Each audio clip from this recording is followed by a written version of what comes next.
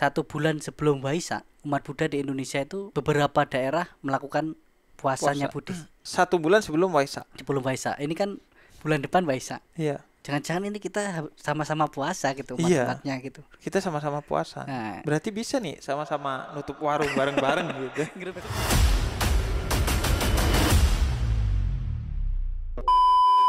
Hai para noise, Jangan lupa untuk subscribe channel YouTube Noise. sekarang juga Dan kalau mau dengerin versi lengkapnya, dengerin hanya di aplikasi Noi. Hari ini gua akan ngobrol dengan tokoh muda Buddha, Bante Dira. Nah, Bante apa kabar? Semoga baik-baik saja, Bib. Semoga baik-baik saja. Ya, karena nanti saya bilang baik, tiba-tiba nggak baik. Oh iya. Tapi sekarang baik. Sekarang sedang baik. Sedang Sedang baik. baik. Nah, sedang baik sekarang. Atau biasanya Bante bilangnya biasa aja. Biasa saja. Karena baik buruk itu ya hal yang biasa saja. Yang biasa aja ya. Selalu berubah setiap Sering saat. tuh gua kalau ketemu Bante apa kabar? Biasa aja. Emang Saya kalau orang nanti kalau- bilang baik menyakiti hati orang yang sedang sakit kan. bener. Kalau lagi Bilang sakit kayak gak bersyukur kayak nggak kepada bersyukur Tuhan ya. itu dibeli nikmat Iya. kan katanya. Emang orang kalau nggak nikah emang biasa aja hidup. Flat gitu. Mungkin itu salah satu apa ya, efek ya. Efek dari sana. salah satu efek.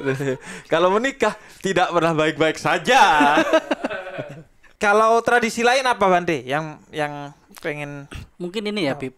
Tadi kan saya lebih ingin tahu yang pernah menjadi pengalaman saya. Oh iya. Dan mungkin berpengaruh juga terhadap agama Buddha itu sendiri. Oke. Misalnya tradisi membangunkan orang sahur dan terawih ya, lebih ke terawih sih, kayaknya Tarawih. lebih terawih ya. Karena terawih itu mempengaruhi umat-umat beragama lain di sekitarnya untuk dia aja bisa loh setiap pagi dan setiap sore pergi ke Masjid. tempat ibadah, ke masjid selama berpuasa gitu. Iya. Maka itu berpengaruh untuk umat Buddha khususnya di Indonesia, Bu. Apakah itu benar-benar ada sejak dulu atau hanya mungkin kreativitas orang Indonesia lah? Iya. Sebenarnya enggak, itu semua ibadah yang dilakukan oleh kita itu pasti punya jalurnya yang bersambung kepada Nabi Muhammad. Begitu juga sholat tarawih. Sholat tarawih itu dalam hadis dikatakan man qama ramadhana imanan wahtisaban ghufira lahu ma taqaddama min dhanbi. Siapa yang berdiri di bulan Ramadan untuk sholat malam, yaitu sholat tarawih, maka Allah akan mengampuni dosa-dosanya. Nah, sholat malam itu dulu tidak berjamaah, Bante. Awalnya tidak berjamaah. Rasul melakukannya sendiri-sendiri. Kan dulu belum banyak ya. Ya, kan dulu juga belum banyak. Iya, kayak Bante sekarang. Sampai sekarang belum banyak. Oh, Bante malah dulu banyak. Dulu banyak, Hindu sekarang Buddha nggak banyak di gitu. Indonesia, sekarang nggak Iya. banyak. Nah, itu makanya kita itu sebagai mayoritas Muslim itu harus tetap rendah hati. Karena di luar sana kita gak mayoritas, atau suatu hari bisa jadi kalau kita gak mayoritas tapi kita Iya. punya legacy bahwa ketika mayoritas kita penuh toleransi. Itulah. Sekarang Habib merasakan mayoritas. Iya. Dulu saya pernah. Iya, dulu. Kalian ikut saya gitu. Jadi kemudian dulu sendiri. Kemudian Sayyidina Umar yang kemudian mentradisikannya agar berjamaah sebagai bentuk ibadah tentu, dan juga mengisi malam-malam bulan Ramadan dengan penuh kemeriahan. Karena itu tarawih itu sebagai selain simbol peribadatan juga adalah simbol kemeriahan di bulan Ramadan. Karena itu Sayyidina Umar menyebut ini sebagai nikmat yang patut disyukuri. Itu kan sampai non muslim pun melihat wah kayaknya seru gitu, dan Inspirasi bisa menjadi inspirasi. Nah, kalau dalam tradisi Buddha tuh apa? Menjadi inspirasi bagi apa, Bante? Ya, itu tadi. Di tempat muslim kan ada puasa 1 bulan full Iya. itu kan. Di Buddhis ini inisiatif orang Indonesia. Selain puasa Buddhis ya, puasa yang memang dicetuskan di Indonesia, misalnya 1 bulan sebelum Waisak, umat Buddha di Indonesia itu beberapa daerah melakukan puasanya Buddhis 1 bulan sebelum Waisak. sebelum Waisak. Ini kan bulan depan Waisak. Iya. Jangan-jangan ini kita sama-sama puasa gitu, Iya. umat-umatnya gitu. Kita sama-sama puasa. Nah. Berarti bisa nih sama-sama nutup warung bareng-bareng gitu. Ngerebek ya. Iya. Anda sudah melanggar menurut Islam, menurut Buddha juga Anda sesat gitu. Tapi susah juga, Bib. Ketika Habib buka puasa, kita masih puasa loh. Nah, itu. Jamnya beda. Puasanya orang Buddhis itu gimana? Ya, Gini, Bib. Kalau di Buddhis sendiri puasa misalnya yang dari Buddhisnya ya. Kalau tadi kan di Indonesia tradisi Indonesia itu 1 bulan sebelum Waisak ada puasa juga. Ada puasa. Dan ada istilahnya terawihnya umat Buddha, Bib. Oh. Jadi biasa kan dalam 1 minggu mungkin 1 kali 2 kali. Tapi masa puasa tadi atau dalam bahasa Buddhisnya Atasila, itu melakukan seperti ibadahnya setiap pagi dan sore, Bib. Sama juga. Nah, terutama itu di Pulau Jawa. Nah, itu pagi dan sore melakukan ibadah di wihara. Kayak tarawih gitu. Kayak tarawih. Ya saya Ngapain bilang tadi itu? Terinspirasi dari tarawih. Melakukan ibadah yang seperti dilakukan pada bulan-bulan hari-hari tertentu. Misalnya kalau dari ajaran Buddha sendiri kan Posata itu 1 bulan 4 kali. Purnama bulan terang, setengah terang, bulan gelap, setengah gelap. Jadi puasanya umat Buddha yang seharusnya dijalankan itu 1 bulan 4 kali. Berarti 1 tahun itu berapa itu? 4 kali 12. 4 kali 12, 48. Nah, itulah. Nah itu ngapain puasanya? Kita puasanya makan hanya boleh pagi sampai siang. Boleh makan apapun? Boleh makan apapun. Dari pagi sampai siang? Sampai siang itu jam berapa? Pas tengah hari. Pas tengah hari itu berarti pas jam 12 gitu. Pas di atas ketika udah lewat tek itu udah nggak boleh makan lagi yang mengenyangkan. Jam 12 tek berhenti udah. Berhenti. Setelah itu nggak makan sampai besok pagi sampai matahari udah terbit. Boleh makan lagi. Boleh makan matahari terbit itu ketika jam 6 lah ya. Pokoknya garis tangan kita itu udah nampak ketika di luar. Kalau di Muslim kan daun itu udah terlihat gitu.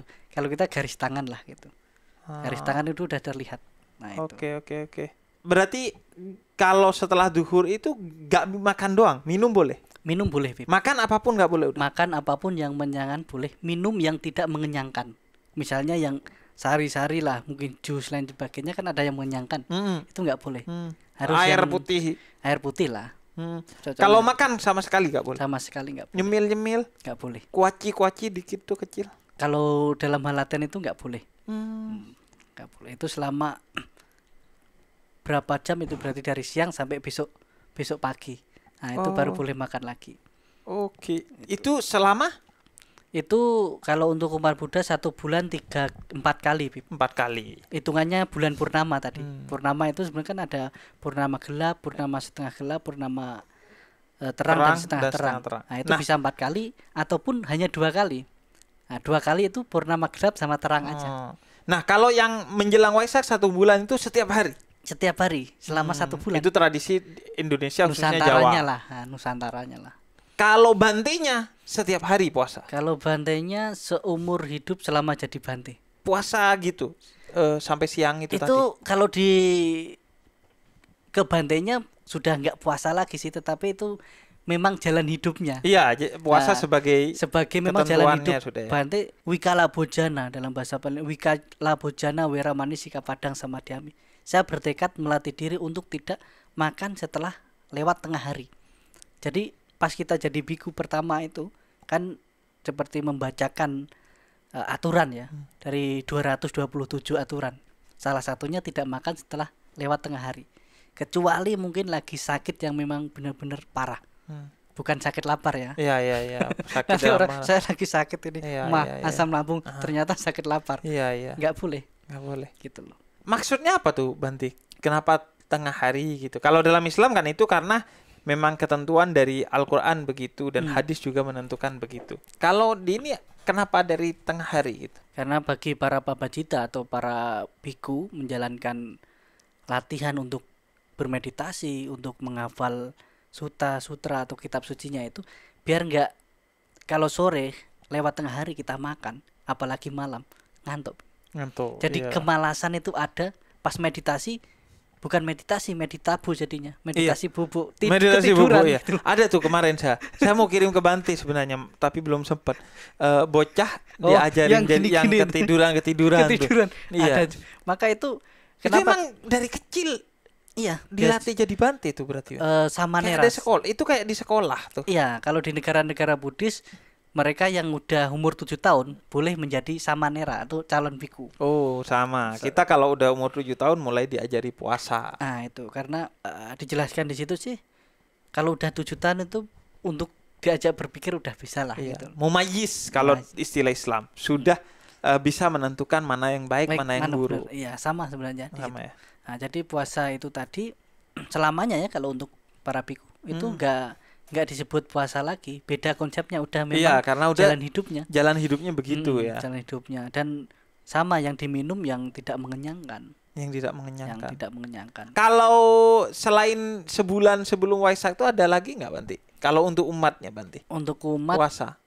tadi ya Bib, yang 1 bulan 2 atau 4 kali. Iya, Itu 2 di atau bulan 4 kali. purnama, bahkan ini itu dijalankan sebelum zaman Buddha, Bib.